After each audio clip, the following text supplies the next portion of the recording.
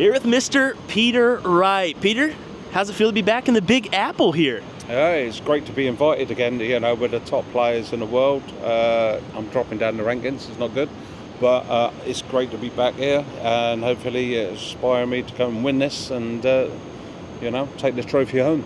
There you go. Well, speaking about dropping the rankings, the thing about it is you've been in the dart scene for quite some time now, and you've been able to maintain for how long now? It seems like forever. Yeah, it seems forever. So you're still in the top 10. Yeah, you may fall out just a little bit, but you're still hanging in there. You'll be qualified for the match play, possibly world championships. Yeah. That's always nice, right? Yeah, I'm definitely going to be in all the TV tournaments this year.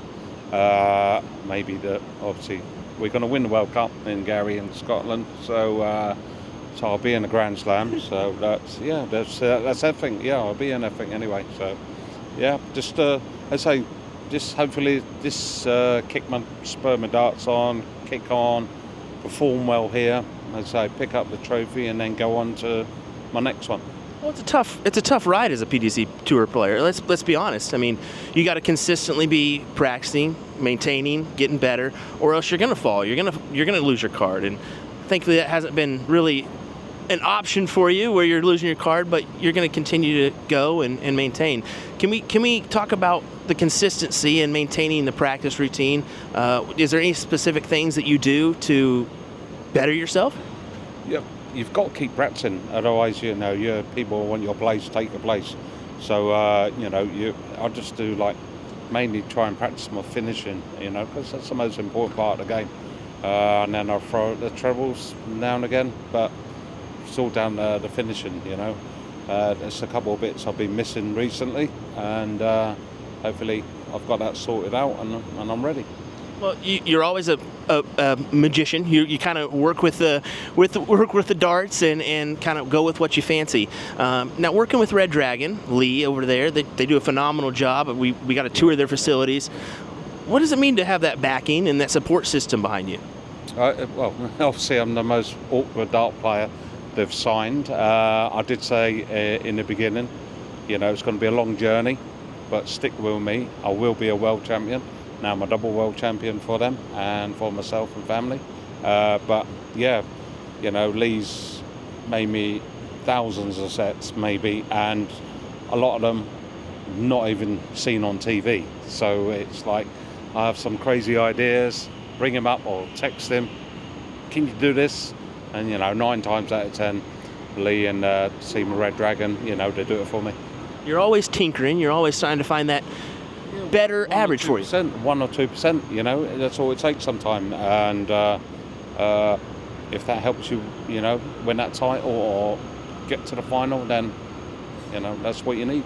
You get kind of dogged on a little bit for doing that, but the reality is you're just trying to find the best thing that works for you at the current time, and that could mean a win, or it could mean falling out a little bit earlier than you want to, but that's the risk. Yeah, you've got to take the risk. You never know, you might just pick up this set of darts they've made for you and it works fantastic, and they might not, but the best place to try it out is on the stage, under pressure. No good in a practice room and stuff like that, and they could work brilliant in a practice room, and then you go under pressure and no good.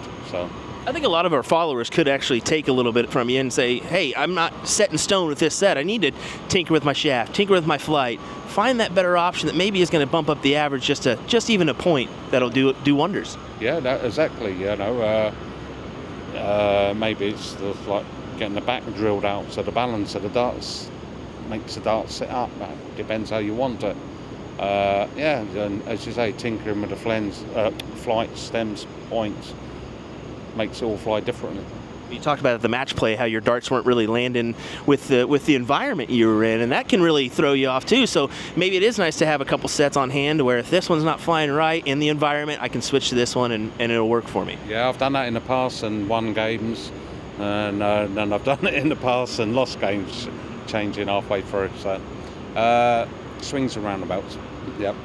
We always look phenomenal for this event, as every other event. You looking forward to being back up there on the stage?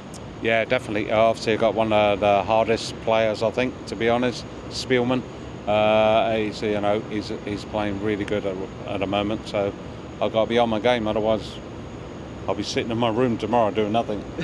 And do you want to talk about the American players or the Canadian players? I mean, we've kind of seen a growth here in the last 3 years where who knows where we could really go, especially Alex Spellman. He's an interesting individual. Yeah, exactly.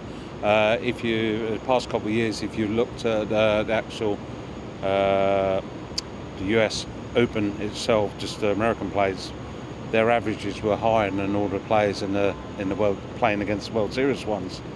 And so it just goes to show you their game's already up here, and a few of the lads have already got tour cards, so they've got the experience of being on the tour and everything with competitive darts. So yeah, that they are getting better. They definitely are. It's a bright future for North American darts, I think, and credit to the CDC for doing so. Definitely. Yeah. Well, we thank you for your time, Peter. We don't want to take any more of it. We know you're a busy individual. It's a tough schedule for you this week with all the commitments and stuff. So appreciate you taking the time to better our game here in North America. It really is a substantial thing. Thank you. Yeah.